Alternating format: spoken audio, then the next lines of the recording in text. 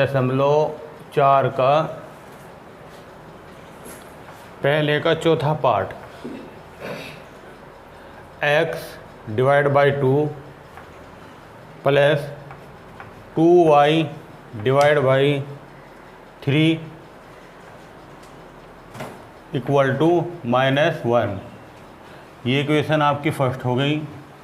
दूसरी इक्वेशन है आपकी x minus y divide by 3 equal to 3। ये इक्वेशन सेकंड। इन दोनों को हमें प्रतिस्थापन विधि से हल करना है। पहले आप इसको मानक रूप में परिवर्तित कर लीजिए। मानक रूप क्या है? समीकरण 1, समीकरण 1 से आप इन दोनों का एलसीएम ले लीजिए। पहले कितना हो जाएगा? 6, 2 से इसको भाग किया 3, 3 के ऊपर मल्टीप्लाई किया 3x प्लस 3 से इसको डिवाइड किया 2, 2 से ऊपर मल्टीप्लाई किया 4y इज इक्वल टू -1। अब क्रॉस मल्टीप्लाई करें 3x plus 4y equal to -6। ये इक्वेशन आपकी थर्ड हो गई। एक समीकरण सेकंड से, समीकरण सेकंड का भी इसी तरह से एलसीएम ले लें आप। एलसीएम 3 आ जाएगा। 3x माइनस 4y बराबर 3, 3x माइनस y बराबर 9। आपने क्रॉस मल्टीप्लाई कर लिया। ये इक्वेशन आपकी फोर्थ हो गई। इसकी क्रॉस मल्टीप्लाई किया। अब इन दोनों समीकरणों को आप प्रतिस्थापन विधि से हल कर लीजिए। यहाँ से आप y का मान निकाल लें। y का मान आसान है निकलना। 3x माइनस 9 बराबर y, या y बराबर 3x माइनस 9।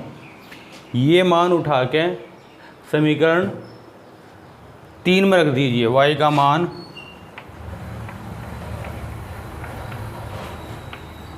समीकरण 3 में रखने पर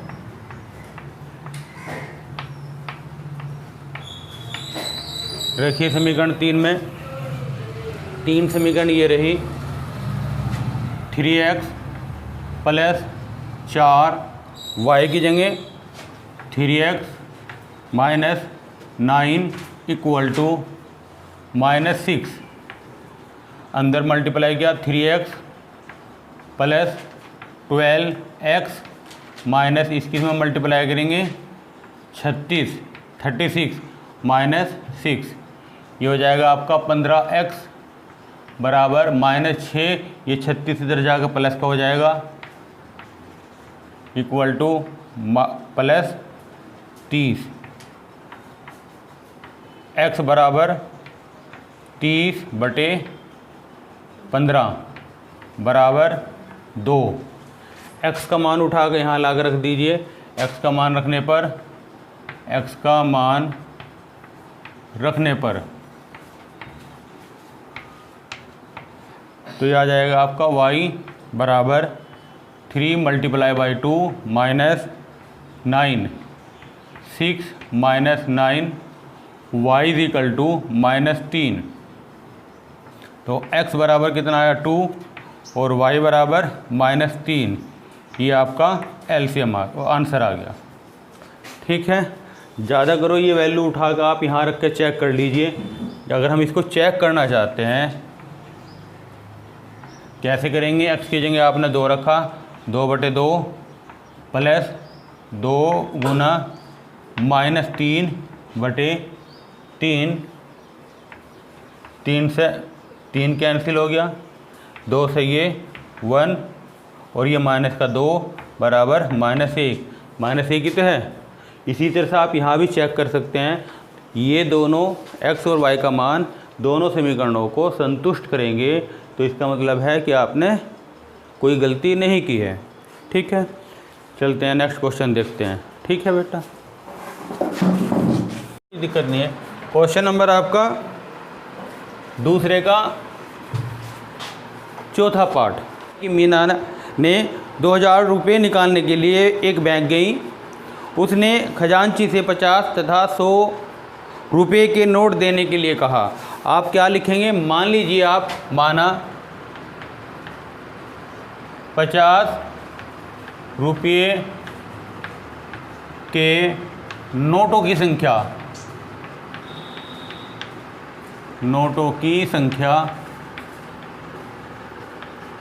बराबर x। मान लीजिए माना 100 रुपये के नोटों की संख्या बराबर y है। तब शर्तानुसार कुल नोट कितने मिले, कुल नोट मिले 25। 50 के नोटों की संख्या और प्लस 100 के नोटों की संख्या, ये समीकरण आपकी 1 बन गई। दूसरी शर्तानुसार कितना टोटल वो कितने लेके आई, 2000 रुपये। 50 के नोटों की संख्या, उनके रुपये कितने बन जाएंगे, 50 से गुना कर दीजिए, 50x प्लस 100 के नोटों की संख्या 100 गुना y बराबर, भाई ये तो जो 50 के नोट लेके आए, 50 के नोटों की संख्या x है, उसे 50 से गुना कर देंगे तो उनकी कीमत आ जाएगी कि 50 के नोट कितने रुपए के हैं। ठीक इसी तरह से ये आ जाएगी। अब इसको थोड़ा सा सिंपलीफाई कर लीजिए। इन दोनों समीकरणों को आपको हल करना है। हमारे पास में क्या तरीका है, या तो आप इसको मल्टीप्लाई कर दीजिए 50 से, या इन दोनों समीकरणों को आप 50 से भाग भी कर सकते हैं। इस समीकरण को, जो द्वितीय समीकरण है, इसको आप 50 से भाग भी कर सकते हैं, जिससे कि ये आसान हो जाए। तो आपने क्या किया, 50 से इसको भाग कर दीजिए, ज़्यादा आसान है। 50 से भाग कर देंगे, या ये कह लीजिए 50 इसमें से कॉमन निकाल लीजिए, वो 50 इसके नीचे चला जाएगा। 50 से जब हम इसको डिवाइड करेंगे, x प्लस 2y बराबर 50 से इसको डिवाइड कर देंगे, कितना आ जाएगा, 40। ये आपकी थर्ड इक्वेशन बन गई। अब आपको इनको सोल्व करना है, प्रतिस्थापन विधि से सोल्व करना है। प्रतिस्थापन विधि क्या है, किसी एक समीकरण से एक चर राशि का मान निकालकर दूसरी समीकरण में रख देना। तो आप क्या लिखेंगे, अब आप लिख दीजिए यहाँ समीकरण 1 से x प्लस वाई बराबर कितना है, 25, और y बराबर आ जाएगा 25 माइनस x।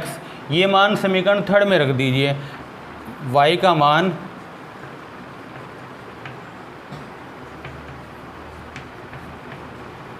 समीकरण थर्ड में रखने पर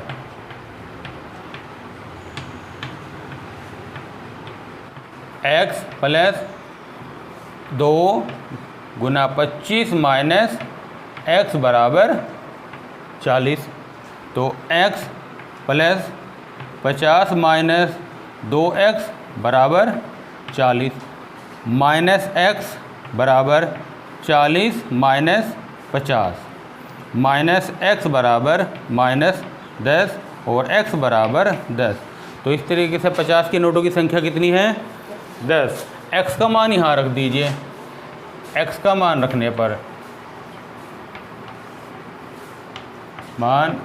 पर y बराबर 25 माइनस 10 बराबर 15।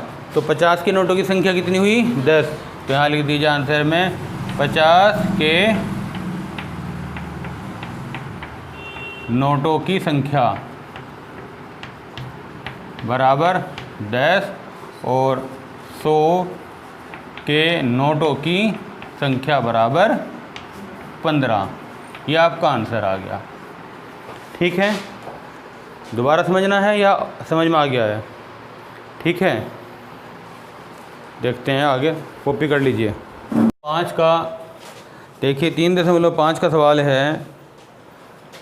2x प्लस 5y y बराबर 5। 2x प्लस y बराबर 5, ये समीकरण आपकी 1 है। और 3x प्लस 2y बराबर 8, ये समीकरण आपकी सेकंड है। ये कहा गया है कि आप चेक कीजिए कि इन दोनों रेखिक समीकरण के युग्म का जो सॉल्यूशन है, हल है, वो अद्वितीय है या कोई हल नहीं है या अनंत हल हैं। इसके लिए आप क्या करेंगे, आप पहले निकालेंगे A1 divide by A2 equal to A1 यहाँ पर 2 है डिवाइड बाई A2 3 है। अब आपने निकाला B1 divide by B2, B कितना है, B यहाँ पर 1 है और B1 B2 कितना है 2 है। क्या ये दोनों बराबर हैं? A1 divide by A2 is not is equal to, ये बराबर नहीं है B1 डिवाइड बाई B2 के। जब ये बराबर नहीं होते तब कैसा हल होता है? अद्वितीय हल होता है, अद्वितीय हल है। पहला यह आ गया। अब आपको इन दोनों समीकरणों को वरज गुणन विधि से, क्रॉस मल्टीप्लिकेशन मेथड से इनको सोल्व करना है। कैसे बदलाया था? पहले आप इनको 2x - 5 बराबर 0 इस फॉर्म में लिख लीजिए। दूसरी समीकरण को भी आप ऐसे लिखिए, 3x + 2y - 8 = 0। अब इनको कैसे बदलाया? ये समीकरण बन गई आपकी। आपको कैसे लिखना है एवरेज गुणन विधि में? x divide by is equal to y divide by is equal to 1। x के नीचे लिखना है, इसको आप ऐसे हाथ रख लीजिए। जो इनके गुणांक हैं 1, 2, -5 और -8। अब आपको इससे स्टार्ट करना है -5 -8 और ये x के गुणांक आ जाएंगे 2, 3। अब आपको ये कॉपी करना है 2, 3 और इसके बाद में 1 और जो आपका ये 2। ऐसे मल्टीप्लाई करेंगे इनकी, x divide by -8 + 10 is equal to, इन दोनों की मल्टीप्लाई करेंगे -15 और माइनस माइनस मिल के प्लस हो जाएगा 16 इज इक्वल टू 1/4 - 3। इनको सरल कीजिए, x divide by 2 is equal to y divide by 1 is equal to 1/1। आपको x का मान निकालना फर्स्ट और थर्ड रेशो को ले लेंगे। x divide by 2 equal to 1, x is equal to 2। y की वैल्यू निकालनी है, सेकंड और थर्ड रेशो को लेंगे, कितना जाएगा? y is equal to 1 × 1 equal to 1, x is equal to 2 और y इज इक्वल टू 1। ये आपका आंसर आ जाएगा। आंसर को चेक करने के लिए इसके अंदर वैल्यू रखो। x की जगह 2 रखेंगे, 2 × 2 4 प्लस y का मान 1, 2 × 2 4 प्लस 1 बराबर 5, जो कि राइट हैंड साइड में है। इसी तरह से इसको भी चेक कर सकते हैं, 2 × 3 6 और 2 × 1 2, 6 + 2 8। 8 क्या है? राइट हैंड साइड में है, तो इसलिए आपका ठीक है आंसर। करें भाई, कॉपी करें इसकी। देखिए 3.5 के सेकंड क्वेश्चन नंबर 2 का फर्स्ट पार्ट, 2x + 3y = 7 और a - b plus a + b y = 3a + b - 2। ये कहा a व b के मान ज्ञात कीजिए यदि इन दोनों रैखिक समीकरण के युग्मों के जो हल हैं वो अनंत हल हैं। अनंत हल कैसे होते हैं? अनंत हल होने के लिए a1 डिवाइड बाई a2 बराबर होता है b1 डिवाइड बाई b2 बराबर होता है c1 डिवाइड बाई c2। अब यहाँ पर a1 क्या है? जो x का गुणांक है वो a1 हो गया पहली समीकरण में।